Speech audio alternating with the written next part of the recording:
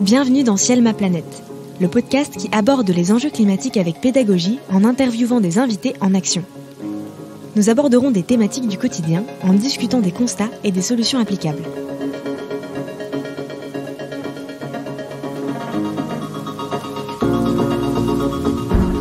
Salut!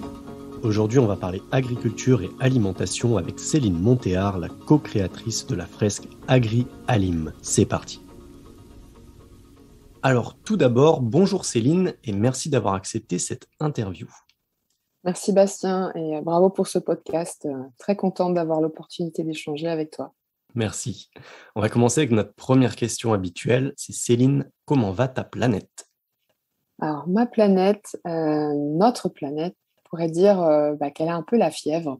Je pense bien sûr au changement climatique, on en entend de plus en plus parler. Et on voit que c'est plus qu'une question de température qui monte, comme quand nous, on a la fièvre, mais plus largement de dérèglement du climat que nous, on a connu plutôt stable ces derniers siècles et les derniers millénaires. Mais bon, quand on se penche un peu sur le patient, on voit que c'est malheureusement qu'un symptôme parmi d'autres. On voit aussi, on entend aussi qu'on entre dans la 6e extinction de masse. La dernière, c'était celle qui a vu la disparition des dinosaures, donc c'était pas hier, il y a plus de 60 millions d'années. Donc la biodiversité aussi, elle est en train de s'effondrer. Et en fait, il y a d'autres dimensions aussi de notre planète qui donnent des signaux d'alerte. L'état des ressources en eau douce, les océans, les sols, pollution plastique ou chimique, qui menacent la santé et le développement du vivant, et donc de l'humain en particulier. D'ailleurs, en 2009, il y a une équipe internationale de 26 chercheurs qui a défini le concept de limite planétaire. C'est des limites qu'on ne veut pas dépasser pour s'assurer que l'humanité, elle peut se développer dans un écosystème sûr, sans modification brutale qui pourrait être catastrophique. Donc, ils en ont identifié 9 comme ça, comme celle que je viens de citer. Et ils ont souligné en particulier le rôle crucial du climat et de la biodiversité, notamment, qui pourrait causer beaucoup de dommages. Et quand j'ai vu, moi, justement, toutes ces menaces qu'on a sur notre planète, donc, ce qui m'a frappée, c'est que c'est la façon dont on se nourrit aujourd'hui, notre agriculture en particulier. C'est un facteur majeur sur au moins 7 ou 8 de ces 9 limites. Et en plus, c'est directement affecté également par une bonne partie de ces menaces. Il suffit de penser à l'impact des sécheresses qui sont dues au changement climatique. Aujourd'hui, on parle de la première sécheresse liée vraiment, et la première famine, liée au changement climatique à Madagascar. Là, en ce moment, particulièrement aiguë, ou encore à la dépendance qu'on a aux pollinisateurs, par exemple, pour produire les fruits dont on se nourrit. Et donc, c'est forcément, ça m'a vraiment beaucoup interpellée. C'est pas du tout un sujet dont je suis spécialiste à l'origine. Ça n'a pas du tout été mon parcours de formation ou même mes origines personnelles. Mais bon, ça m'a forcé à prendre un petit temps de recul et à me dire, en fait, on réalise que ce sujet, mais qui est vraiment essentiel, qui est notre alimentation, elle est au cœur de plein d'enjeux vraiment majeurs qu'on peut regrouper un peu comme ceci. Donc là, je viens juste de te parler de l'habitabilité de notre planète. Donc elle est altérée en fait on voit que c'est un certain modèle de pratique agricole qui s'est développé, qui est très récent. Il s'est développé après la Seconde Guerre mondiale parce qu'on était dans un contexte où on voulait vraiment nourrir le monde et en plus après assurer aussi une profitabilité économique. Donc ça a été vraiment accéléré, accentué là, ces derniers 10 siècles, on va dire. Mais en plus, si on pense, on voit qu'on a d'autres enjeux qui sont liés en ce moment à notre alimentation.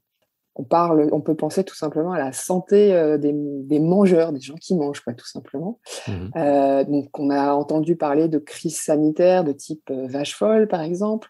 Mais il faut aussi garder en tête qu'aujourd'hui, dans le monde, il y a 2 milliards de personnes qui sont en surpoids. Donc, ça veut dire que c'est à peu près 25% de la population mondiale. Et si on regarde juste sur la France, pas loin de 50%. Et ça, c'est essentiellement du fait des pratiques alimentaires. Donc, l'habitabilité de la planète, l'environnement, la santé, et aussi des enjeux économiques et sociaux. Pour juste donner un chiffre qui revient souvent, mais il faut vraiment en prendre la mesure aussi. En France, encore une fois, tu as 30% des agriculteurs qui ont un revenu qui est inférieur à 350 € par mois. Et là aussi, beaucoup d'enjeux sociaux autour de ça. Donc, tu te dis que vraiment, on a un gros sujet qui est vraiment crucial pour juste le bien de l'humanité, quoi, qui est sous le feu de beaucoup de pression, beaucoup de tensions. Et si tu connectes un peu ces briques entre elles, tu vois qu'elles sont liées, qu'on a vraiment affaire à quelque chose qu'on dit voilà, comme ça, de systémique, très interdépendant et difficile à démêler, et donc à faire évoluer. Et pourtant, c'est essentiel de s'y attaquer parce qu'aujourd'hui, ce que les spécialistes disent, c'est que ce modèle, ce système alimentaire qu'on connaît, d'une part, il n'est pas durable en tant que tel.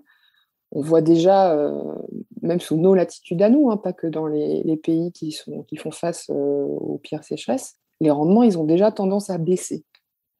À cause notamment donc, de ces problèmes environnementaux, des sols, du manque d'eau, etc. Et que il n'est pas résilient. Résilient face aux chocs environnementaux ou sociaux qu'on serait amené à connaître. Alors ça veut dire quoi, résilient ? Ça veut dire que voilà, on va avoir des chocs qu'on commence déjà à connaître. Avec le climat, on a entendu parler de fortes baisses de rendement sur le blé, là, notamment du Canada cet été, qui faisait craindre l'approvisionnement en pâtes, tout simplement. Donc aujourd'hui, quand il y a un choc à un endroit, on arrive encore bien à résorber, à s'en remettre parce qu'on a d'autres sources d'approvisionnement.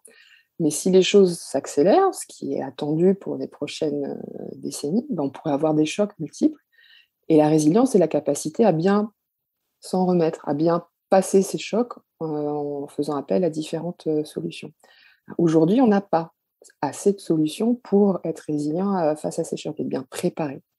Et donc, et pourtant, il va falloir qu'on puisse continuer à manger. On attend 9 à 10 milliards d'habitants d'ici 2050. Comment on fait ? Et ça fait beaucoup réfléchir parce que on se dit c'est quand même essentiel notre alimentation et puis notre agriculture quand on y pense. On a pu la développer comme ça depuis à peu près un peu plus de 10 000 ans maintenant. Et ça a favorisé, ça s'est fait dans un contexte de manière très stable, ça a favorisé aussi l'essor de la population humaine, ça a permis plein de choses. Et aujourd'hui, malgré tout ce que ça nous a apporté, on est face à ces grands enjeux qui sont particulièrement donc, difficiles à démêler, mais pour lesquels il faut trouver des solutions. Écoute Céline, merci beaucoup pour ce constat très précis. Je n'ai d'ailleurs pas grand-chose à rajouter. Je vais même enchaîner avec la deuxième question. C'est toi Céline, comment vas-tu malgré ce constat ? Alors c'est pas facile à résumer parce que forcément quand on prend un constat comme ça et on voit l'ampleur du sujet et donc moi ça génère de l'anxiété. Pour le constat global, voilà, de se dire que ça peut toucher des milliards de personnes finalement à une assez courte échéance, si on parle en décennies, mais aussi tout simplement à mon humble niveau. Je fais partie un peu de ces gens qui ont vécu beaucoup en ville. Moi, en plus, je suis de formation ingénieur télécom. J'ai parlé technique plus que parler jardinage, si tu veux. Et donc, dire, tiens, ce serait peut-être intéressant que je sache faire mon coin de potager, etc., pour justement être résiliente moi-même face à tout ça. Je ne sais pas faire. Et je pense qu'on est beaucoup dans ce cas. Donc, ça génère un petit peu cette anxiété de ne pas se sentir préparé individuellement et puis collectivement surtout. Par contre, au-delà de ça, moi, le fait d'avoir pu clarifier ce constat, d'en prendre une mesure plus précise, en fait, ça me donne aussi, je crois, en fait, de la force, de la résolution dans ce qui me semble être une direction utile pour mon action personnelle et professionnelle par rapport aux tendances qu'on peut voir par ailleurs. Et puis, ça, c'était notamment quelque chose qui a émergé dès que j'ai pris ce constat, et ça fait maintenant un peu plus de 3 ans. Et en chemin, j'ai développé de l'espoir, en fait, aussi. Parce que quand ce constat, je ne l'ai pas fait en 5 minutes. J'ai tiré une pelote un peu comme celle que je viens de décrire, en commençant du climat, la biodiversité, et puis d'avoir ensuite toute cette vision d'ensemble. Ouais. En fait, j'ai découvert aussi des tas d'initiatives et de personnes qui œuvrent pour adresser ces enjeux. Et tu vois que quand le constat, en fait, il est partagé, il est compris, et qu'il y a aussi, je pense, cette force de j'ai compris, je pense que j'ai compris 2-3 choses et que du coup, je peux agir à ce niveau-là. Et ben en fait, les actions, elles s'accélèrent, et j'ai la chance aujourd'hui d'avoir peut-être pu justement m'orienter vers cette action, et donc de voir ces lueurs d'espoir un petit peu toutes les semaines, en étant au contact de gens qui œuvrent, ou en aidant ces personnes à justement, enfin des personnes qui s'éveillent à ça, à agir à leur niveau. Donc voilà, une petite palette de ressentis, plus ou moins importantes à différents moments. Oui, c'est ça, c'est que c'est fluctuant. Merci C'est beaucoup ça. pour ce partage. D'ailleurs, tu as prononcé quelques mots-clés dedans, c'est le mot action, quelque chose qui est très très important pour justement surmonter ce que l'on peut ressentir lorsque l'on découvre justement l'ampleur de ce constat. Mmh. Et toi, justement, Céline, comment est-ce que tu agis aujourd'hui au quotidien? Alors, je pourrais là aussi un petit peu, reprendre un peu un historique de comment, je me suis orientée vers cette action une fois que j'ai commencé à comprendre.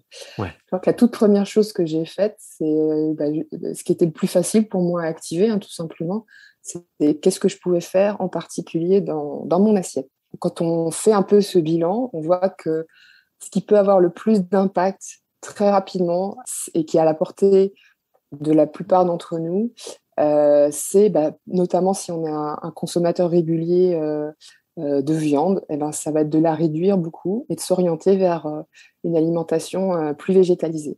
Mmh. Et ça, c'était pas du tout forcément naturel dans mon cas, parce que, pour tout dire, à l'origine, moi, depuis que je suis jeune, on me dit: «Ah bah Céline, c'est une viandarde». Je viens d'une famille, je viens de la Sarthe, une partie de ma famille travaille dans les métiers de bouche, et on aimait bien la viande. Mais c'est vrai qu'après, c'était pas forcément devenu quelque chose d'absolument essentiel dans mon alimentation. Et après, quand on combine le fait que, finalement, c'est pas si compliqué. Deuxièmement, que, ça a du sens. Et troisièmement, qu'en plus, en fait, on peut y trouver du plaisir. Et ben ça s'ancre, en fait. Donc je suis comme ça devenue quasi végétarienne, pas complètement, c'est plus flexitarien le terme technique, hein, où on a une part modérée de produits de viande notamment. Donc quasi végétarienne comme ça depuis 2018. La partie plaisir, elle peut déjà être au niveau santé, parce que ça peut donner une alimentation qui au final est plus équilibrée. Et deuxièmement, au niveau un petit peu challenge, au niveau défi ou apprentissage. On apprend de nouvelles choses, et on apprend à se faire plaisir aussi avec une alimentation végétalisée. Et donc, c'est pas du tout, je le vis pas du tout comme un sacrifice.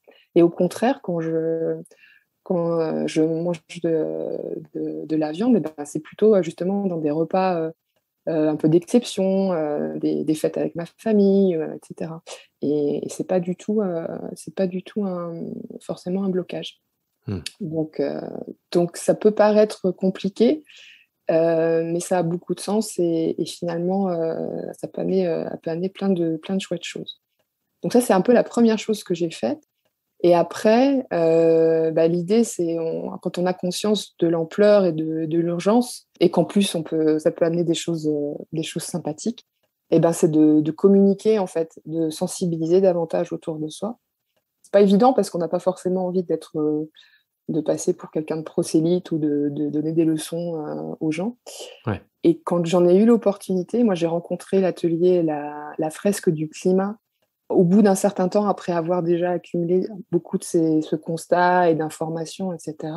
Mmh. Donc la fresque du climat, qui est connue aujourd'hui pour être cet atelier qui permet de sensibiliser au changement climatique de manière participative, collective, et réfléchir aux actions.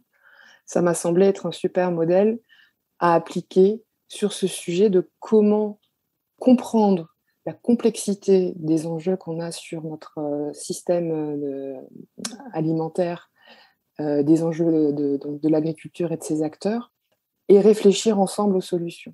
Parce qu'en plus, moi j'ai tendance à dire que c'est un sujet encore plus complexe que le sujet climatique, et qui nécessite encore plus d'écoute, de rassembler les gens, et de solutions qui ne sont absolument pas forcément uniformes d'un territoire à l'autre.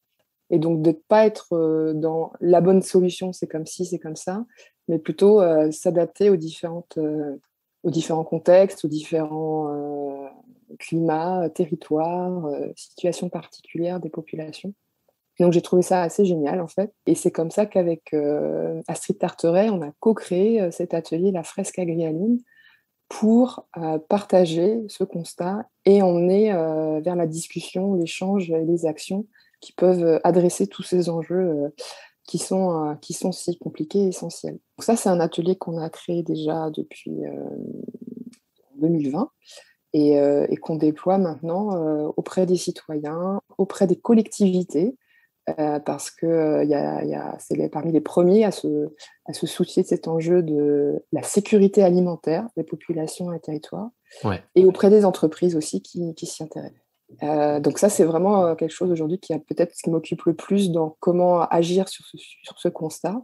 Et j'essaye aussi de ne pas faire qu'en parler et de m'impliquer dans des actions qui peuvent elles-mêmes être transformatives. Alors à mon petit niveau aujourd'hui, mais j'espère qu'il pourra grandir.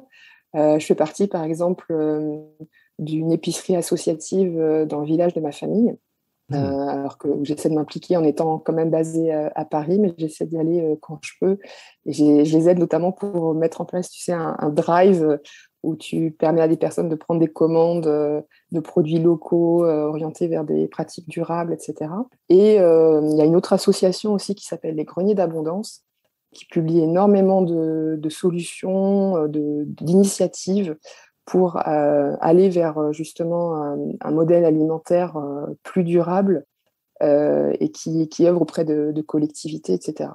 Donc, c'est mes échelles à moi aujourd'hui et qui me donnent donc aussi cet espoir et cette énergie.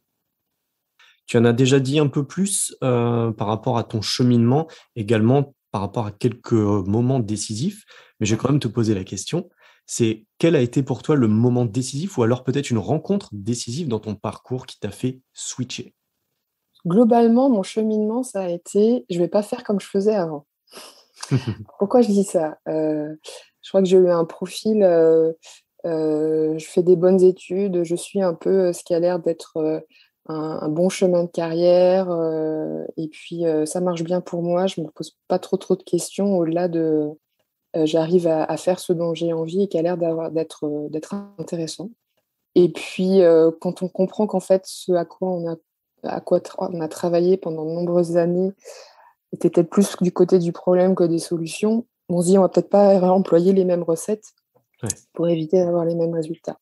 Donc, j'ai préféré ne pas aller sur une forme d'apprentissage académique classique. J'ai eu la chance de pouvoir quitter mon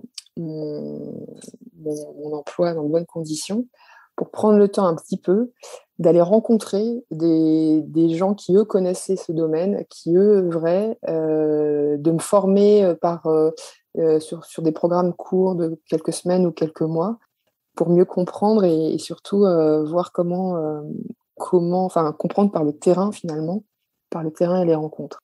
Donc, ça a été mon approche un petit peu, je ne sais pas si c'est décalé, mais en tout cas, plus par le terrain. Et c'est ça qui a été donc très riche pour ces rencontres qui m'ont permis d'avoir cette compréhension un peu plus complète, un peu plus nuancée aussi, et cet espoir des initiatives qui émergent.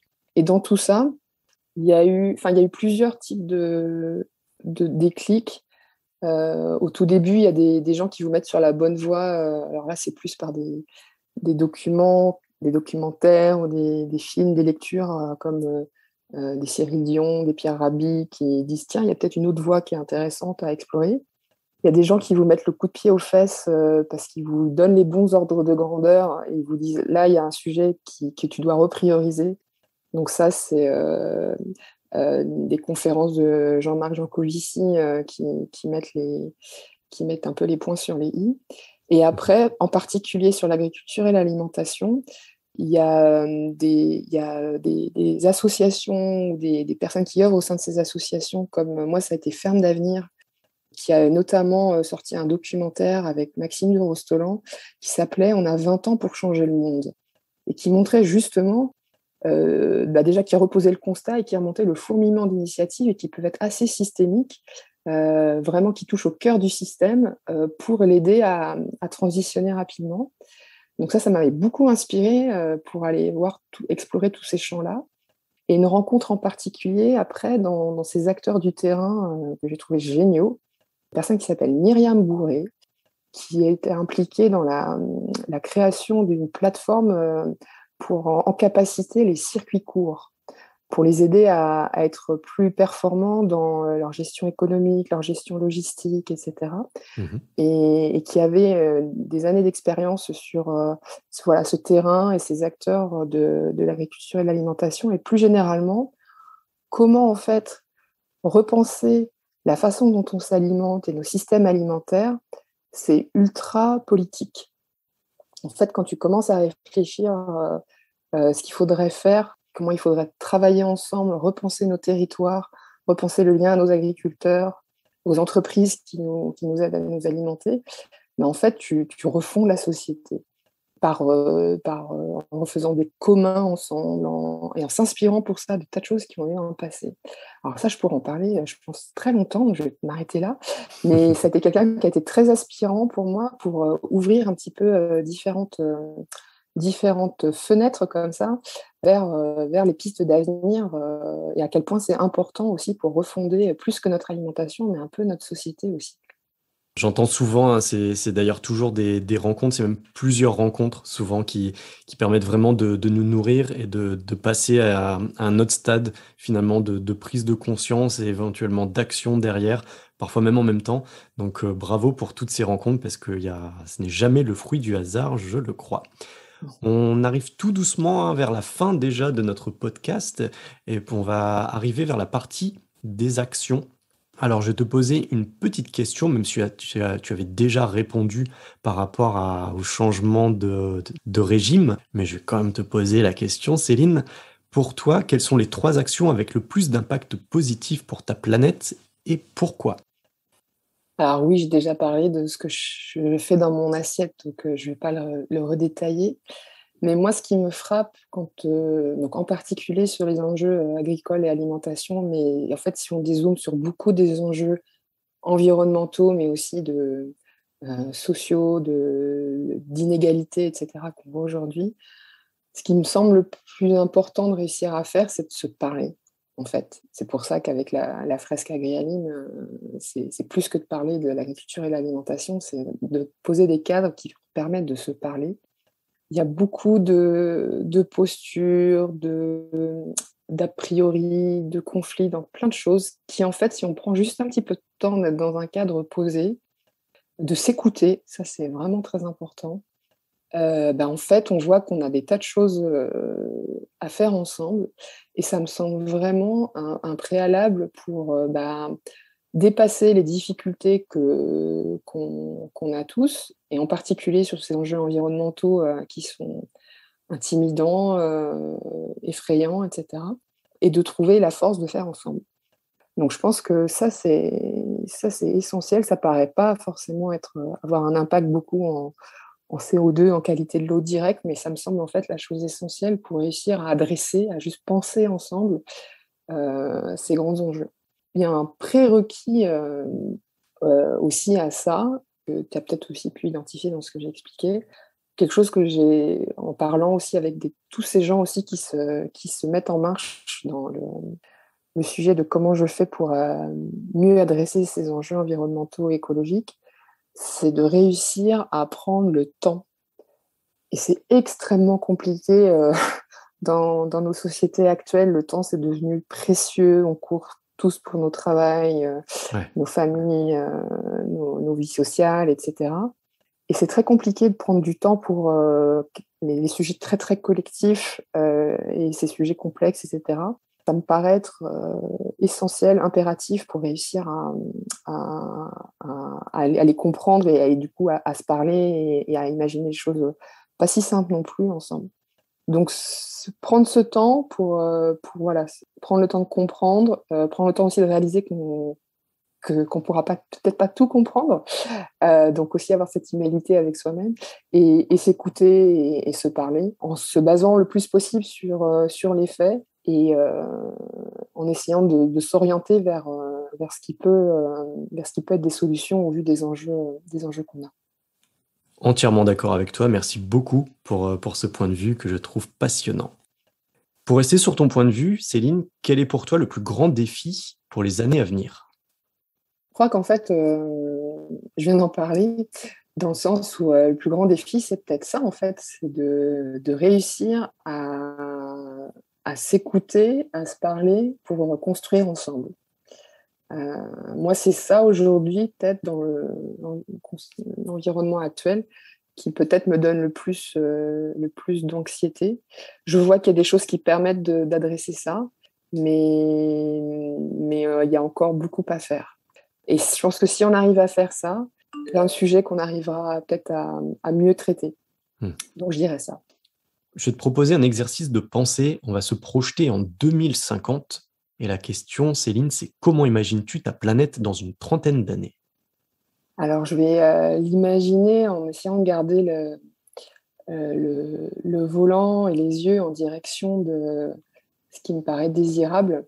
Et en fait, je l'imagine ultra varié, c'est-à-dire on a plein de territoires, de régions qui justement se sont parlé, ont trouvé des solutions qui sont adaptées à leurs conditions à eux, où on a peut-être décentralisé beaucoup de choses, on a retissé du lien beaucoup plus en local, beaucoup plus en prise aussi avec ce qui nous entoure directement, donc les écosystèmes qu'on a près de chez nous en particulier, et plus précisément sur l'agriculture et l'alimentation, ce qui paraît être une bonne direction, c'est justement ces pratiques davantage agroécologiques, mais au-delà de l'agriculture elle-même, on a repensé tout notre système alimentaire pour qu'il soit durable à long terme.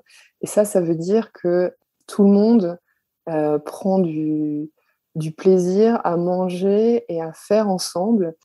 On sait d'où viennent nos aliments, on a confiance, on a des producteurs, des mangeurs qui sont heureux de faire leur métier, qui en vivent bien, et toute une chaîne qui peut vivre de son métier avec un impact sur l'environnement qui permet d'améliorer ce qui a peut-être été bien dégradé jusqu'ici. Donc, une variété d'écosystèmes et de territoires qui nourrissent non seulement les estomacs, mais peut-être aussi les esprits. Mais écoute, très belle conclusion en tout cas.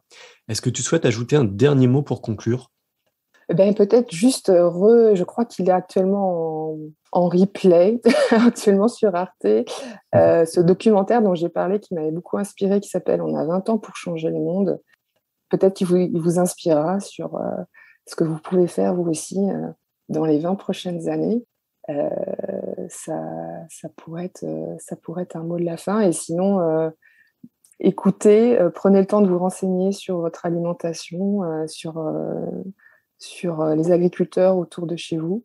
Et voilà, prenez le temps simplement de voir ce que vous pouvez faire. Céline, merci beaucoup et à bientôt. Merci.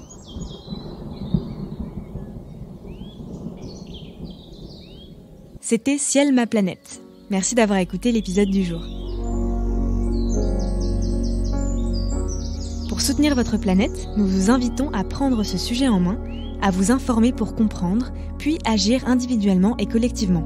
On a besoin de vous. À bientôt.